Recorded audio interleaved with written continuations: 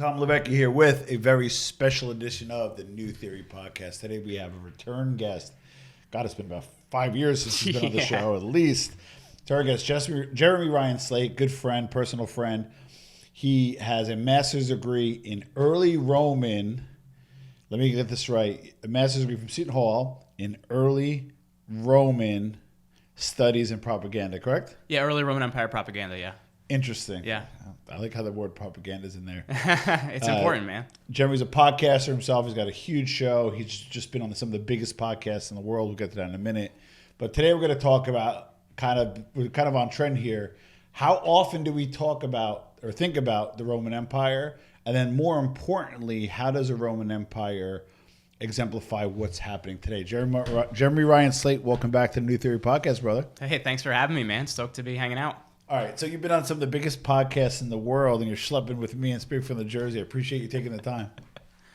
Yeah, it's been interesting, man. Like it's as you mentioned, I went to Seton Hall for my undergrad and also for my master's, and nobody really cared about my college degree until people started thinking about the Roman Empire on TikTok, like the end of last year. So it's been super interesting, man. It's been fun because it's like the things I nerd out about in my spare time are what I've been able to actually talk to people about. So how often do people think about the Roman Empire? So I think there's a couple different perspectives on this. Yeah. And I think one part of it is if you look at kind of culture has really pushed masculinity out of culture. Yeah. And there's not really a place for the men who would be, your people from Plutarch's Lives or Roman generals or whoever they'd be. Like if you look at Julius Caesar, he'd probably be very similar to like an Elon Musk or something like that now. Yeah. But society's really pushed that type of a man out of there. So they're looking for that missing piece in their lives. Mm-hmm. And I think as well, it's also kind of it's a fall of empire things as well, because as things aren't doing well, we start looking for stability in society. We start looking for other things. And there's just really that place for men to compete and really be men is kind of missing, and they're looking for something different, and nobody really learns the classics anymore, which would have been up until the 18th century would have been a very important part of what people learn in school. It's a great point. I didn't think of it that way. Well, that's been the interesting part, like having these conversations. Nobody knows about the Roman Empire, and that's been shocking to me, actually. All right, so let's give a quick education. So first, let's talk about the early Roman Republic. I think the Greeks were pretty much done at that point. Give us the early Roman Republic and set us up for the earlier part of Rome. So first of all, I'm going to use the terms BC and AD instead of BCE and CE. I don't see there's a new one. No, there's this. We don't do woke history here though. So it's AD, Anno Domini, and the year of our Lord, and BCE. Okay, so and BC. So when you look at it, the thing you have to understand is Rome itself traditionally has 3 eras in time. Okay. 753 BC is when it's founded as a kingdom, and that lasts until 509. If you're looking at kind of the classical Greek culture, that's around the 300s and 400s BC. So there's a crossover period there. Got it. So from 509 to 31 BC is the Roman Republic. Okay. So the Republic falls in 31 after the Battle of Actium, and Augustus becomes your first emperor. 31 BC to 476 AD is your empire. So and even the empire breaks down into further periods after that. But there is crossover between the classical Greek era, which is, as I mentioned, 300 BC to 400 BC to kind of the Roman Republic time period. And then from 470 something on, and we'll get back to this, but I have to ask this because I have to ask this. When they split, did that still kind of count? So the thing you have to understand is, and this is like, once again, the fall of the Roman Empire is like the most debated thing through history. So there's going to be thousands of people that are going to tell you you're wrong. There's going to be people that tell you you're right. And there's other people that are going to say, the Germans took it over, the Holy Roman Empire. Yeah. So the thing you have to understand is in 284, there's at 284 AD, there's an emperor named Diocletian. Yeah. And he looks at this giant empire and he says, this thing's too darn big. Like, we can't manage it. Yeah. So he creates something called the Tetrarchy. Tetrarchy meaning rule by 4. Okay. Interesting, by the way, that's a Greek word.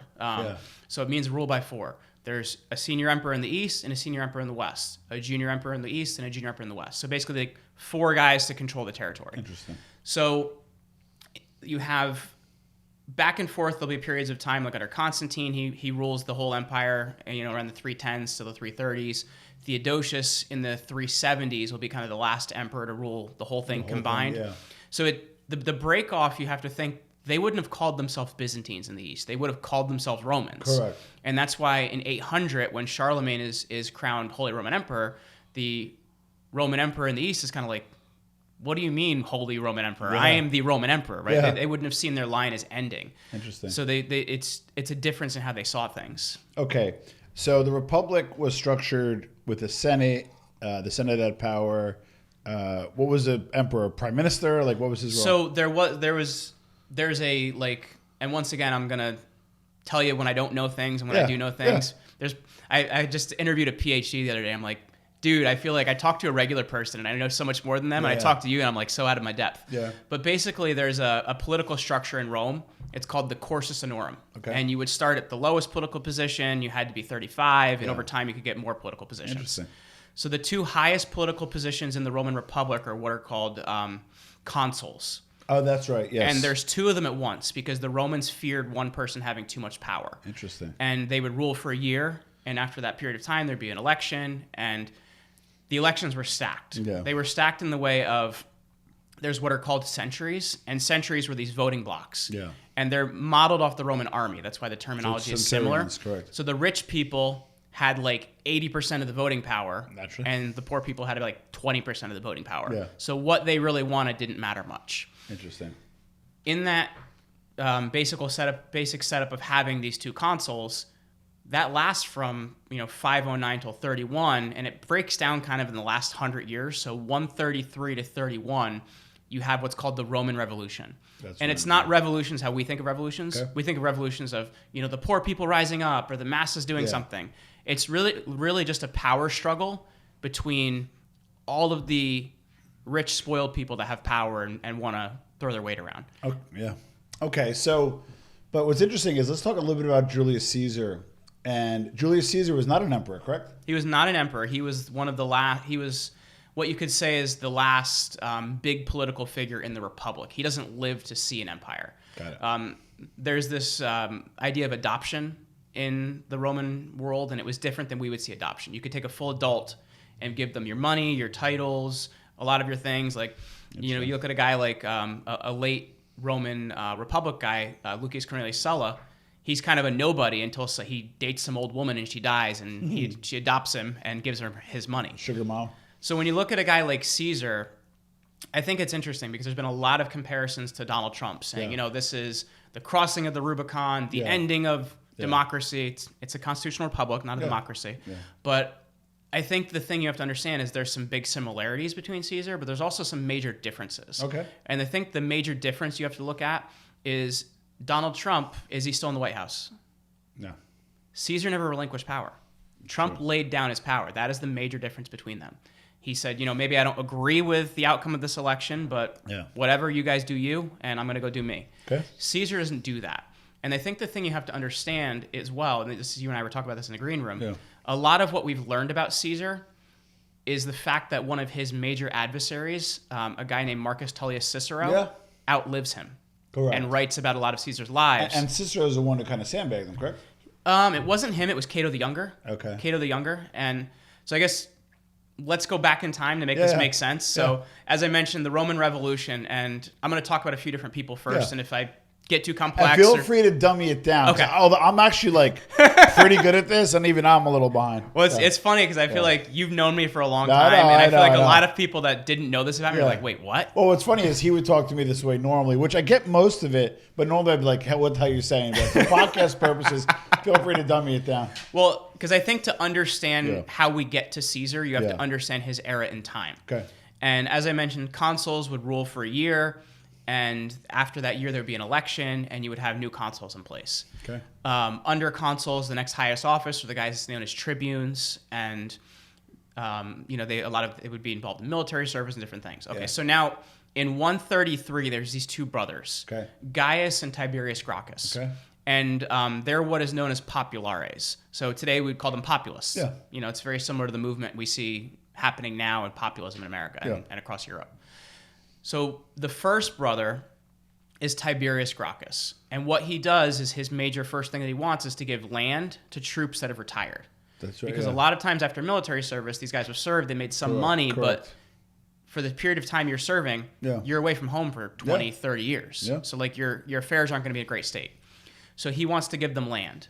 And there's a whole conflict between him and the other consul. He actually tries to take the other consul out of office, and eventually Tiberius Gracchus is assassinated with the leg of a stool in the Senate. They actually take out stools and they beat the hell out of him. Jesus. So that's the end of Tiberius Gracchus. But why was it unpopular? Because historically,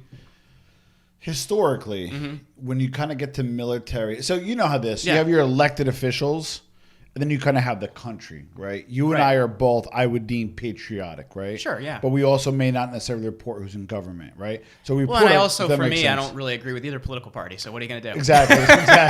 So, but what I'm saying is, you and I are, we're Americans, right? Yeah. And we're patriotic.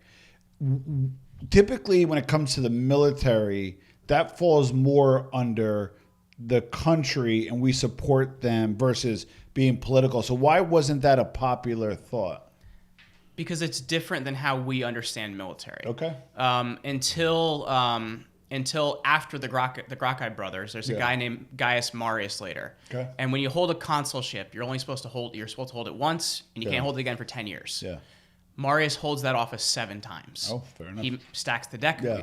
And one of the things he does is he actually he changes the way the military is structured. Before that, most of the military was actually the rich people because they had the money to pay for the shields and things like that. The government didn't pay for a lot of the implements you would bring to war. So under Marius, he does this massive change in how the military functions. Yeah.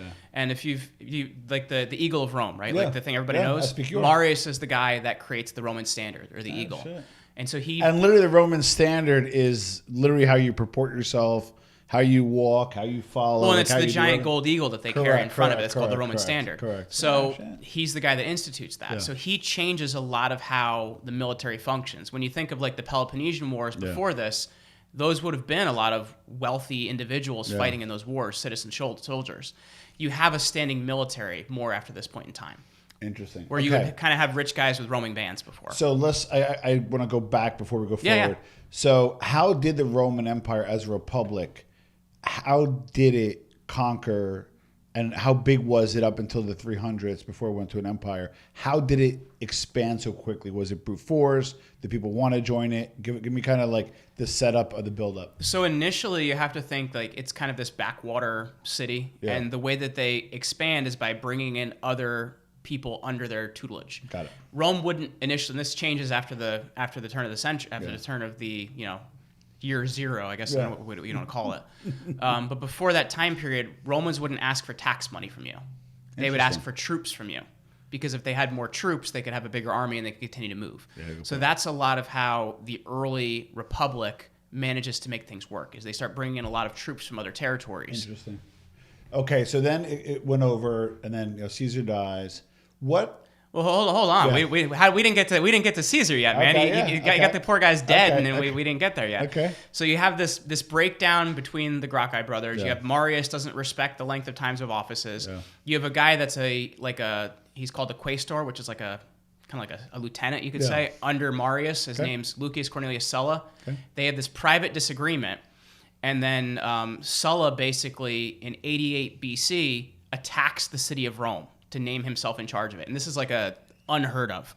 Yeah, you weren't supposed to enter the city of Rome with troops under arms. That was a major problem. And that's the issue they'll have with Caesar later on. Yeah. So he does that. Marius flees, and he'll kind of die a few years later outside the city of Rome. But then from 82 to 78 BC, Sulla will start this process called proscription. Okay. So what happens is they have these stone tablets. They bring them to the forum. Starts with 80. The next day it's 200. If your name's on the list, you're dead, Tom. That's what happens. You have to bring the person's head, and there would be some sort of bounty or reward for doing that. Jeez. So this has the ability to get out of control, which it does. People start adding their enemies to this list, and it goes forever. Yeah. And this really destabilizes things. There's an 18-year-old that's added to the list named Gaius Julius Caesar. Yeah. And the thing that Sulla wants from Caesar is for him to divorce his wife because he didn't like the political connection it would have made to that family. Caesar doesn't do that. His mother knows the right person, gets him off the list. So Caesar's saved. Now, in 59 BC, we've just went 20 years in the future, Julius Caesar serves as consul. Okay. And his person that he served with is this guy named Marcus Biblius. Okay. Marcus Biblius is kind of a weak man, but behind him is this guy named Cato the Younger. Okay. The Cato family is a very famous family. Cato the Elder is the guy during the Peloponnesian War or during the war against Carthage that'll say, Carthago delendum est, Carthage must be destroyed. Yeah. Cato the Younger is like a very weak guy. And by the way, I think I said Peloponnesian War earlier. Totally incorrect title for the wars against Carthage, so I apologize, YouTube audience. But Carthaginian War? I forget the name off the top of my head. Yeah. It's too many words. Yeah. It happens. No worries. But so there's basically the Peloponnesian Wars between Athens and Sparta. But anyway, so you have this time period then where Caesar becomes consul in it's the Punic Wars is the right title there, just because sometimes when I'm on the spot like this, I'm getting names of words. More than we'll ever know. Don't worry. But in 59 BC, he becomes consul. Okay. So he rules for a year. You have his guy that he is his co-consul in that period of time is a guy named Biblius. Behind him is Cato the Younger, and Biblius doesn't have any power. It's just basically the guy that Cato has set up to block Caesar at every turn. Okay. So Caesar does his first reforms. They're very populist. He goes back to the old, giving land to the troops, reducing taxes. And what happens is, you mentioned, hey, well, the people like the military. Yeah. Well, now the military's changed because of Sulla, so the regular people get angry. And they chase Biblius into his house. Interesting. Biblius doesn't leave his house for a whole year.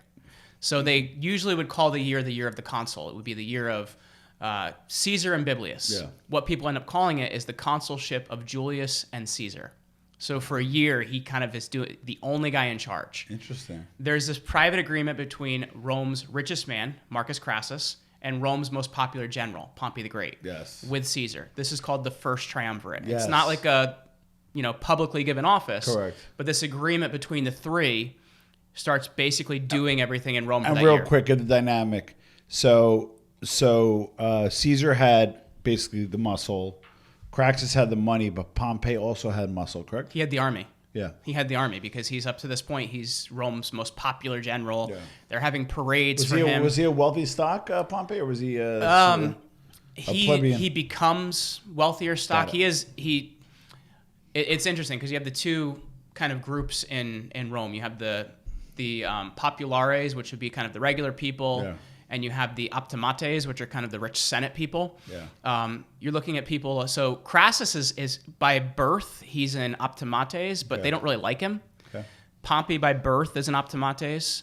Caesar by birth is a populares. So he's somebody that would have done more popular type of things. Though he's from the right family, if that makes sense. Because for the family he came from.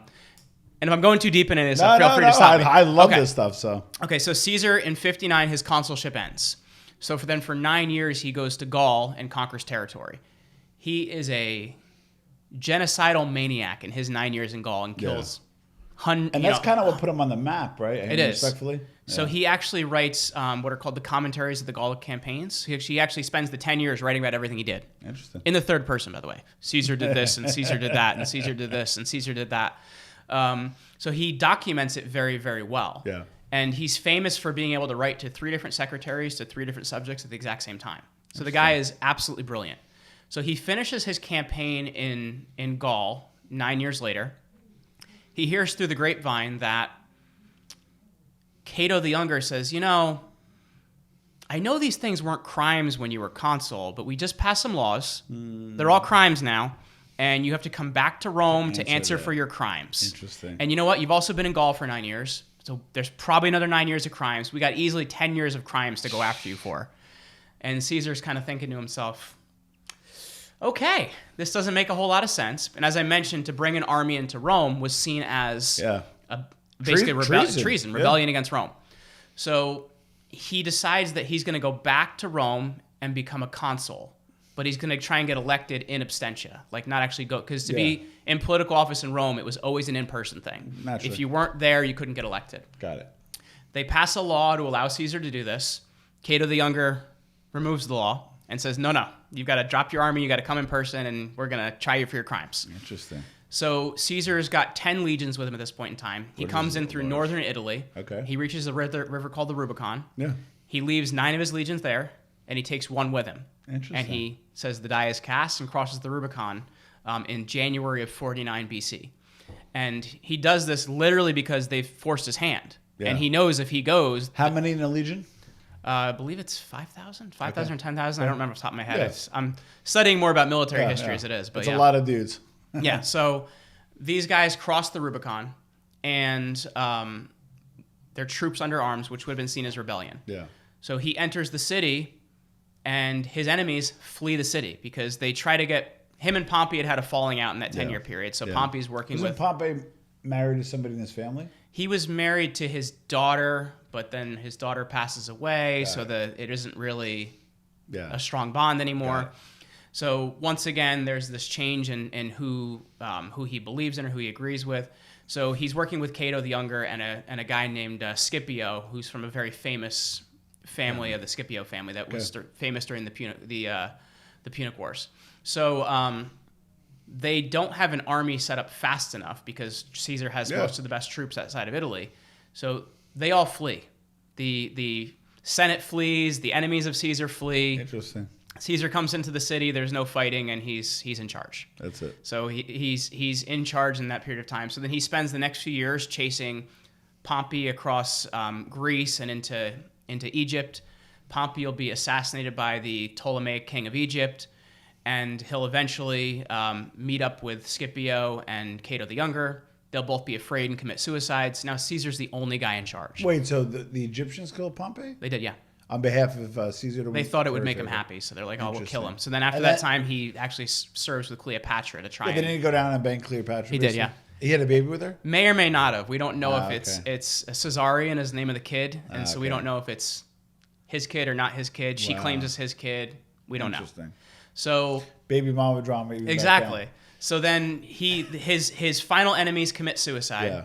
And in 46 BC, he's named dictator of the city of Rome. Okay. And the first action he does, which is different than Sulla, who kills all his enemies, is he pardons all his enemies. Smart. Friends close, enemies closer. That's the thing that kills him. Oh. Because the guys he pardons, one of which was Brutus and Cassius, will be two of the guys that will kill him later on. Why did Brutus screw him? Because I thought they became friendly. Oh, well, so he's actually though he wasn't married to her, he was actually banging Brutus's mom his whole adult life. Yikes. And so he would have seen Brutus as like more of like a son character. Got it. But Brutus, his loyalties go back and forth. Yeah. And most of the time his loyalties are going to be with Cato. Got it. Interesting. So we know they killed him on the Senate floor.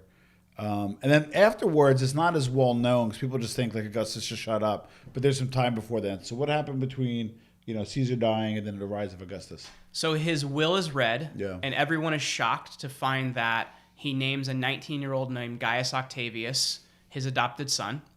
Gaius Octavius will later become Augustus. Yeah. And then there is basically a disagreement between Caesar's top lieutenant, a guy named Mark Antony or Marcus Antonius. Yeah.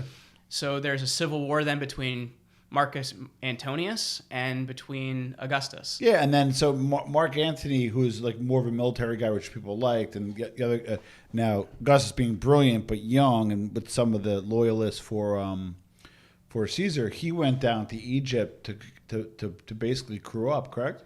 Well, so you're saying Antony does? Or? Mark Antony, yeah, doesn't Mark Well, Antony he goes and spends some time with Cleopatra, and this is a perfect opportunity for Augustus because, once again, he's not Augustus yet, but he's the guy that will become Augustus. Yeah. He uses this as a great propaganda opportunity. Mark Antony, to be too Greek was seen as insulting. He's being very Greek. He's wearing dresses. He's becoming very Egyptian. We don't want this foreigner. Wear makeup and right. Drunk. So he uses this as a great opportunity for propaganda, and it drums up more support with the military and with the base. Interesting. So then eventually there's we have the civil war that goes from the death of Caesar in 44 until 31 BC.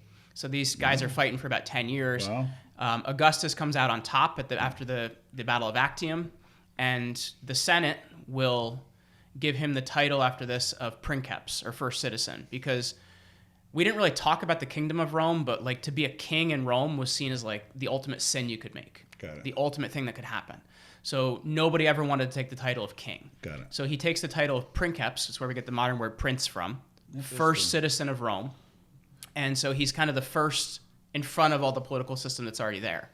And so he doesn't give himself the title of emperor, or it comes from the word imperator, but he doesn't give himself that title. That'll happen a little bit later on. Okay, so then when at this point the Roman Empire is born, he's now the first emperor, and give us kind of the strength, size, and scope of the empire at that moment. So this is at 31 BC. Yeah. The empire is going to reach its height by 117 AD under Trajan. That late? Well, it's growing because what's going to happen now is you have one person in charge, and they're going to really take all the forces and try and conquer more territory. Got it. And so it's they call it the Pax Romana, but the Roman peace. But at the same time, Rome was continually fighting people and expanding. So it's not like there wasn't war. Okay, we're going to get to it, but if you could shoot the first shot over the bow, are cracks starting, or the cracks kind of came later? Because I want to get the cracks starting towards the decline.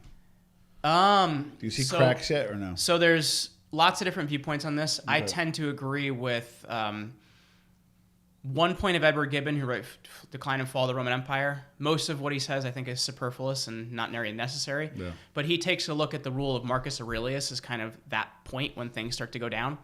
So Marcus Aurelius is what's known as the last of the 5 good emperors. Yeah.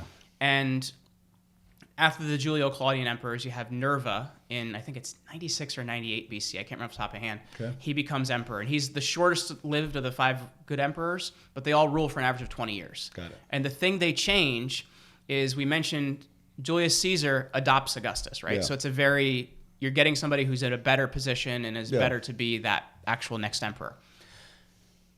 The Julio-Claudians don't do that. They're like, okay, so we got one crazy kid, or we got an uncle, so it's just kind of the next person, male in line, that happens to not die or be killed or get some. So you have up and down like stability through the Julio-Claudian emperors. Yeah. So in 90, like I said, it's 96 or 98, I can't remember off the top of my hand, you have Nerva changes the process. What they'll do is they'll adopt the most qualified person closest to them to be their son. So this happens for 5 emperors, and they rule for an average of 20 years. Interesting. So you have the first being Nerva, the second being Trajan, Hadrian, Antoninus Pius, and then the final one being Marcus Aurelius. There we go. I was going to say, yeah. It's like remembering all these names can sometimes drive me nuts. That's why I made the Punic War mistake. Yeah. But so Marcus Aurelius changes the process. He dies in 180. And he makes his spoiled son Commodus the emperor. Commodus is much more interested in being a gladiator than actually ruling the empire. Yeah.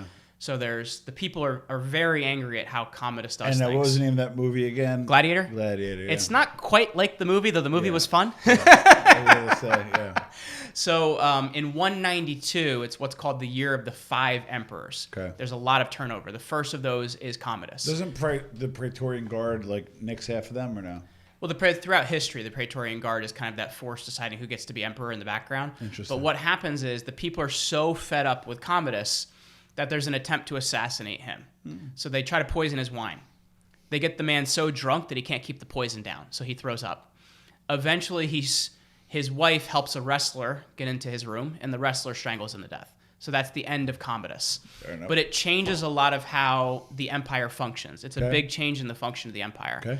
And what you now have is you have these guys that are called barrack emperors, meaning military barracks. Okay. So these are just generals that their army's like, hey, my boss, he's like really strong. He should be emperor. So you have these armies basically deciding that their boss is the guy in charge. Yeah. And in the 3rd century, so the year like 200 until 300, you have 47 different guys claim to be emperor. Jeez. A lot of instability versus, almost 100 years of just 5 guys being in charge. So if you were like a Roman citizen at the time, what did that mean for you? Were you like overtaxed, not getting a lot of government services, kind of like the U.S. now? Well, that's if you want to plot plot where the U.S. is. I often plot us on what's called the crisis of the 3rd century. Okay. We don't exactly having like congressmen raising armies and fighting each other, but we're having the same type of things going on. So if you want to look at what's happening in the 3rd century, under Marcus Aurelius, there's what's called the Antonine Plague. So 10% of the empire dies. Jeez. So you have the military is now, it's decimated, right? Yeah. there's a lot less people to serve in the military. So if you have these generals saying, the fact that I have an army gives me power, what do you need? You need manpower. Yeah. So they start bringing in barbarian tribes, which they had traditionally had tribes serving in the Roman auxiliary, but they bring them in much higher numbers now. Got it. So the first of these like real barrack emperors is this guy named Septimius Severus, likely the first black emperor, by the way. He was from North Africa. And he basically doubles the size of the army. But the way they have to do this is now they have to debase currency to pay these guys. So that means like clipping pieces of coins off, adding other metals to it. Yeah. So you have inflation is going wild. Yeah. So you have immigration is coming in off the borderlands because they need to pay for the military. Yeah. And these immigrants don't just bring themselves, they bring their whole families. Yeah. And this creates instability because now, whereas we had the stability of one emperor, you have all these different guys claiming to be emperor. Correct. So the number one thing they're trying to do is keep from dying. And so they have a military to keep them from dying. You have new militaries, but it gets a little bit crazy to the point of they're literally taking the flags off of their like military banners and sewing them on their general and being like, oh, he's in charge now. Look, he's wearing purple. Wow. So it gets really crazy in the 3rd century. And they get to, by 284, it's about 15,000% inflation. And then you have all of these barbarian troops that have come in. So you have to understand, as a citizen in Rome, you were entitled to free grain. Yeah. So they're feeding you. So there's a lot of social programs. So the social programs are getting enlarged by all these people coming in. The money is losing its spending power. And as there becomes less money and less spending power, well, how much do you need the central power anymore? So that's kind of what happens with the 3rd century, the 4th century, and the 5th century is Rome kind of fades away rather than falling. Wow. What was the population of the Roman Empire at its peak? I don't know offhand. I do know in 212 AD, Emperor Caracalla takes 30 million people living in the provinces and gives them citizenship overnight. Wow. So that's going to really interrupt a lot of your social programs because now there's 30 million more people you have to pay for. On the payroll, if you will. Yeah. All right. So, wow, that's a great piece of history. Now, how can we start? Okay, so let's talk about, give us the cracks and then eventually the crumble. How did it happen? What were maybe the top 2-3 reasons and some of the players that caused these issues? So the number 1 and number 2, I would say number 1 is inflation. Okay. Number 2 is immigration. And Interesting. that's what concerns me most about America right now. Is those are our 2 biggest problems. You have people that don't have a buy-in into the system, coming into the system. The system funds them. When there's no more funding left for them, It's not reciprocated. they don't need the system anymore, right? There's no buy-in. And that's what you see happen in Rome. So you have, in 284, I mentioned Diocletian earlier. He does these very famous reforms. He tries to bring a more standard silver currency in. He changes how the military functions, and he splits the empire up between East and West. Interesting. Which it already kind of had a tendency to do that because the culture is so different. But what happens is the West is cut off from the strongest tax base in the whole empire, which is Egypt and kind of that area. Yeah. So the West no longer has the strong tax base. It has a military not going so well, right? It has inflation going wild. And it's also easier to attack the Western Empire than the Eastern Empire. Yeah. One of the reasons that the Eastern Empire lasts so long is Constantinople is very hard to attack. Yeah. So you have the barbarian tribes coming in. The Huns are pushing the barbarian tribes across further west. So, and what happened to the Roman army? Essentially split? Well, it becomes more and more and more barbarian. So you have an Eastern and a Western military, each going to be serving their own emperor, which, and the thing you have to consider too, is now you're not just paying for one imperial court, you're paying for 4. Yeah. So it's really becoming a big issue. Wow. All right. So then when they essentially split in the 2 different empires, ironically, Rome falls first or the Western falls first. Well, and that's because most of the political power would have left there. If you look at later emperors, a lot of them were ruling from Constantinople.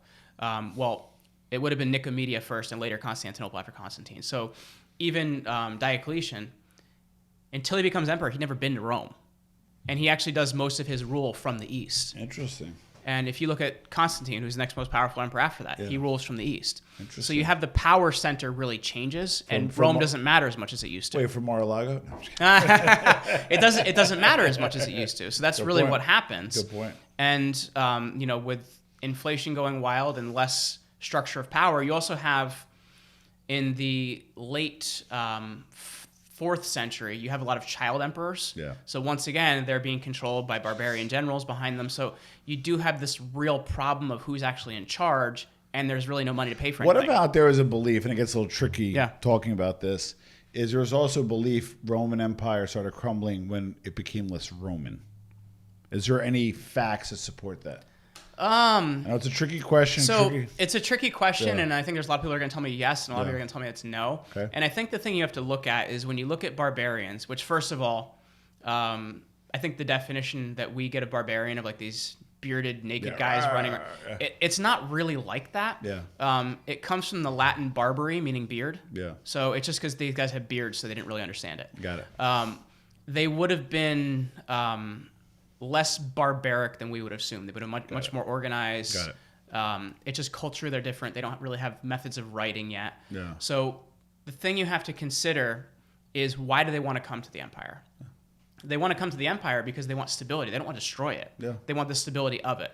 So initially they want the benefits it has. But I think what you're going to see is as it becomes less Roman, they don't really need the central power anymore, right? Yeah. Because what happens is in 410, you have Visigoth Alaric who sacks Rome. Yeah. And after 410, the emperors are actually paying money to the Visigoths every year to not attack them.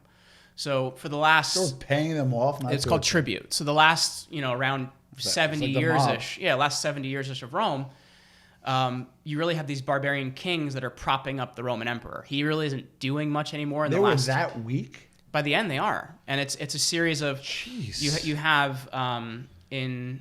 It's 378 after the Battle of Adrianople. Yeah. The Roman emperor is actually killed while leading the military.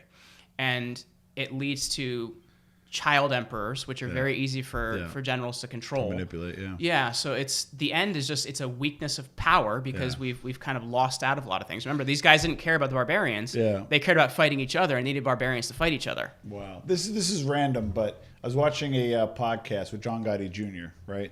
And he says he wants to go to the battlefield, I guess, between the Rome and Carthage war. Obviously, Rome eventually won, but there was a battle that Carthage won that 70 to 90,000 Romans died, where they basically, the Carthaginians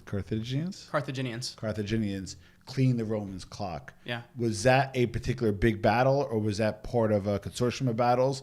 And tell us a little bit about Rome versus Carthage. So I don't know as much about that era in time. Yeah. Like, the thing I studied is more of early empire to mid to late empire. Got it. It might be the Battle of Cannae. I don't really remember offhand. That's it. It is the Battle of Cannae. Yes, okay. yes. So, and then when Rome comes back to that, they actually even pour salt on the ground in Carthage because they want to destroy the land so bad after they kind of butcher everybody. But that's not a time period I know as much of, and Battle of Cannae, I'm always telling people, like, if I don't know, I'm not going to lie to you. Okay, and also influences of the Roman Empire. I mean, I hate to say this, but the mob is actually set up with Capodecimo, which is a captain of 10 men.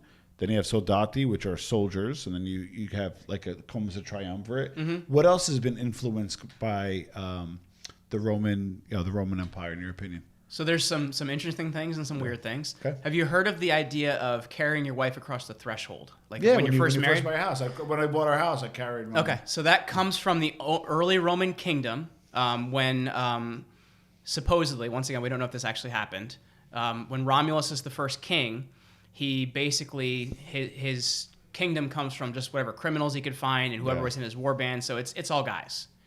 They invite a local tribe called the Sabines to dinner because they need women. Yeah. So they kidnap all the women and rape them. Yikes. It's called the rape of the Sabine women. So the carrying over the threshold is these women being forcibly taken into the home of the Roman men. Stop it. Stop. I carried my wife over the threshold. I don't know where you want to go with that. Jesus. So that's one thing I think you could look at. I think also, like, the American political system, our founding fathers are very heavily cognizant of the Roman Republic, and that's the thing they were trying to copy. There's a few things that are different. Number one, the Senate doesn't actually have any legislation power.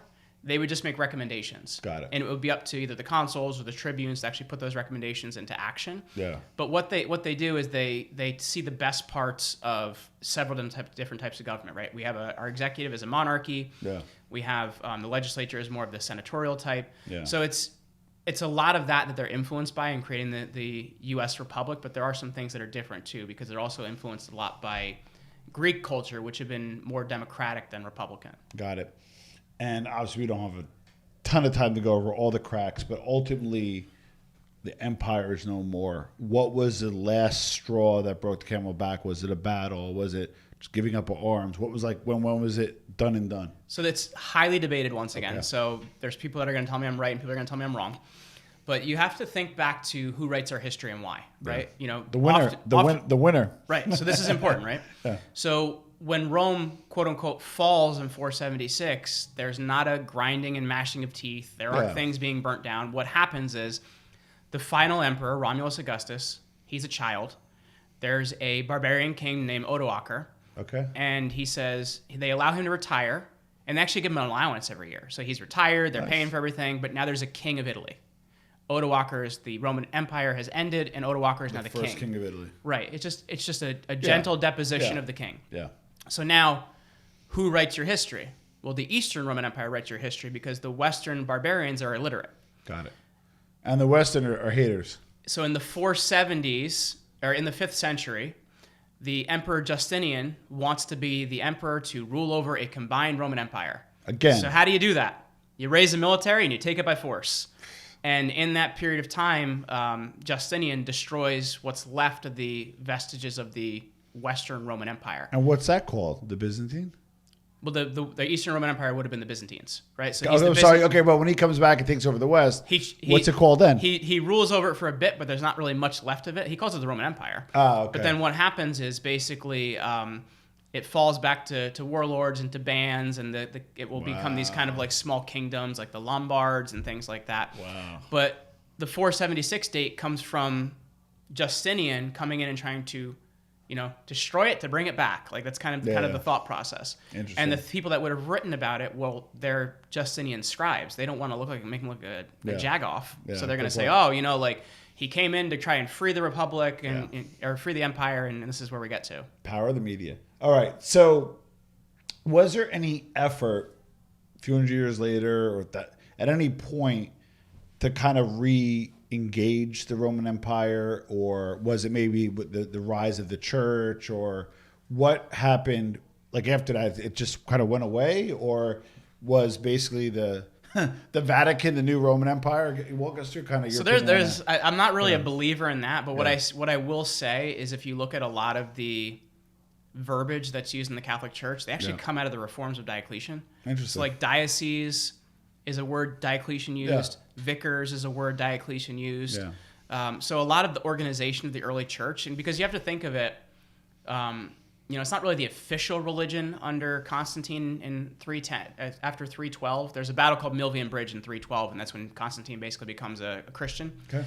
So he would favor Christianity, but it's not a Christian empire until Theodosius in the 370s. Got it. But what happens is a lot of these terms are going to start getting used by the church because it becomes like the religion of the state over time. How did Christianity win out?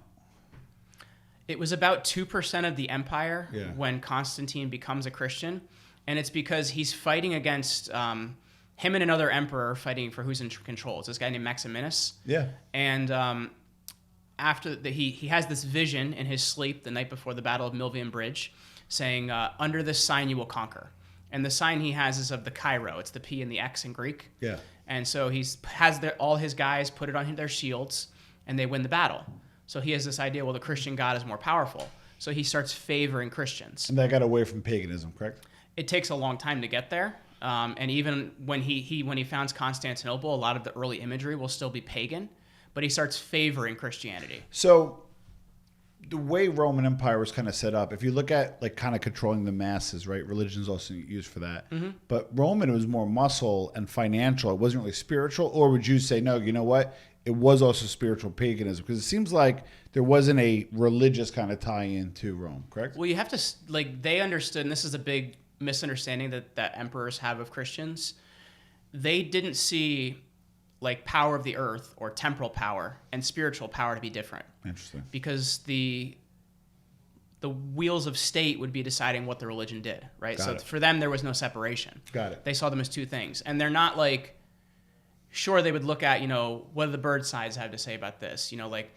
cut out the intestines of an animal. What do these have to say about what we're doing? Yeah. But typically, like, it's not like they're going to mass every Sunday. Got it. There'd be once a day a year where the temple would be open and they would go and worship to that god or goddess and whatever it be. And you could also, worship different types of a god. So, for example, the main god is Jupiter.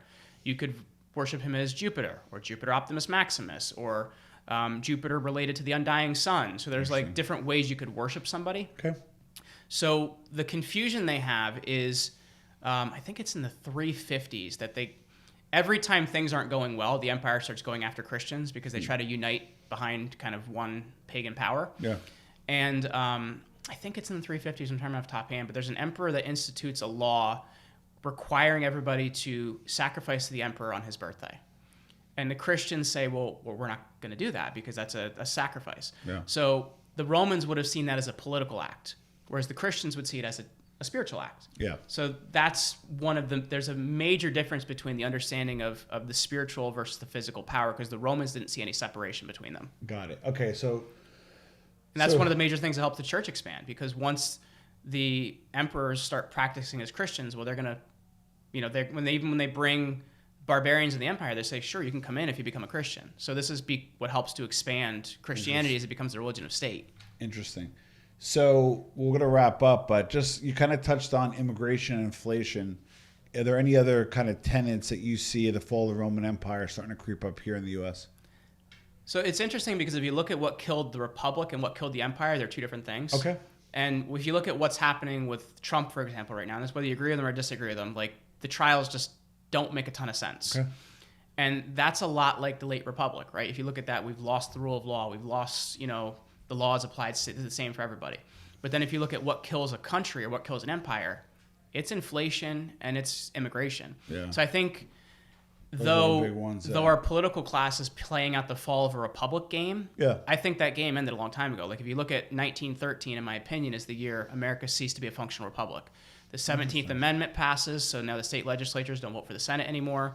The Federal Reserve passes and income tax passes. Yeah. That all passes in the same year. So we have a lot of the ideas and thoughts of a republic, but we don't function like one anymore. We're more like a dying empire. So it's like unless we reform our money, and unless we handle our borders, we're going to go the same way. But how do we, and I'm just playing devil's advocate. Yeah. Like, for example, my family came over legally. Yeah. My mother naturalized, which is interesting because when I want to apply for Italian citizenship, when I was born, she was an American citizen. So it'll be another hurdle. Mm-hmm. But my mother naturalized. Mm-hmm. I want to say, obviously before 1975, she got here in 1959, right? So we came over the right way and luckily we're doing okay.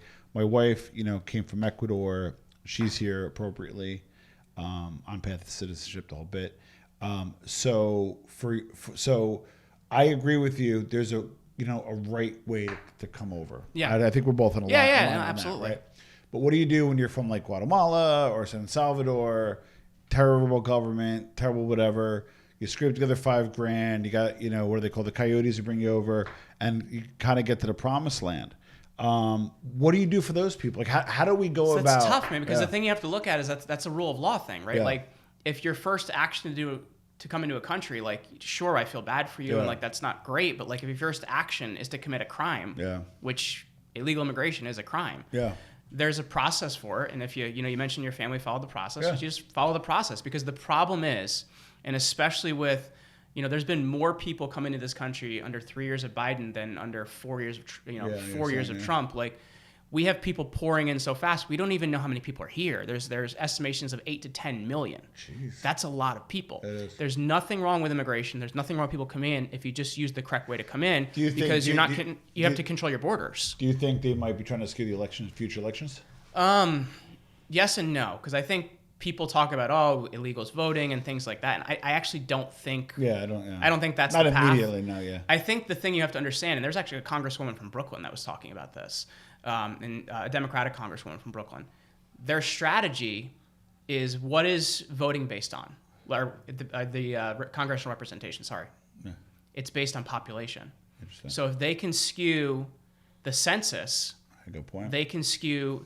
Because the laws were changed under Obama, Yeah. They can't deport you now for saying, "Hey, I'm here." Yeah. If you reply to the Senate or the census, so California has anywhere from 5 to 7 more congressional seats than it should have because it's based on the population of citizens and illegal immigrants. And they're going to go to the bigger cities, which typically are bigger cities. So if you shift congressional representation, it really doesn't matter what you do with voting, because once again, remember, we're based on an electoral college. Yeah. So the more you can shift that, the more you can change representation. Well, you can change the president. Because you'll get more points out of, let's say, California, even more, instead of 54, correct, 59 than Wisconsin, which may be 17 to 14. Correct. So you can shift everything without ever having to shift who votes for president. Oh, that's interesting. Wow. So that part I didn't think of. And what are your thoughts on, what is it? People do not respect history, are doomed to repeat it. Why aren't at least scholars or academicians or anybody kind of looking what happened with Roman Empire and getting to the legislators saying, guys, you know what? We may agree on this, we may disagree on this, but you know what? Inflation's hurting us all. Mm-hmm. Why is there not, I'm very centered, I have no problem talking to people on the other side. I'm a centered person, always will be, so maybe I have a different view, but I don't get why there's certain things that are non-negotiable, like a inflation, that both sides are like, fuck, what are we going to do here? Mm-hmm. Why do you think, are they willing to burn the boats? Why are people not getting together to kind of tackle these core issues, in your opinion? Well, I think there's a couple different pieces to it, man, because it's kind of a mess in general. I know, I think when you look at kind of the great men of history, our politicians are not the best of us, right? I think that's part of the problem. You know what I mean? They're making so much money off corruption. They're making so much money off different things. I think part of it is they don't care. Yeah. I think another part of it is in our education, we're not taught the classics. That's been the biggest surprise to me about talking about Rome and Greece, is people don't know about it. And I'm by no means an expert, but I've made a couple flubs in this podcast, but I know more and I'm able to command more than your average person. And 200 years ago, everybody would have been like this. Yeah, good point. And I think that is the difference, is people don't learn the lessons of history because they forget it. And the people at the highest levels, they aren't the best of us. Yeah. And I think as well, you look at it as well, academia has been destroyed. Yeah. We care more about, gender and all these different other things rather than how do we become better and how do we improve and how do we not, lose the country? We're too concerned about the wrong things anymore. Interesting. Well, listen, before we go down the political rabbit hole, I can drag you there, man. I know. Well, you're a friend, and I've always loved having conversations, even sometimes debates. But Jeremy, how can people find you? So you can find me on the company side. We're over at commandyourbrand.com, and I put together a really great resource for your listeners out there if they're looking to really take control of their company and really start using this new media environment with conversations like this. It's over at commandyourempire.com. Oh, shit, commandyourempire.com. Awesome. Thanks so much, brother. Hey, absolutely, man.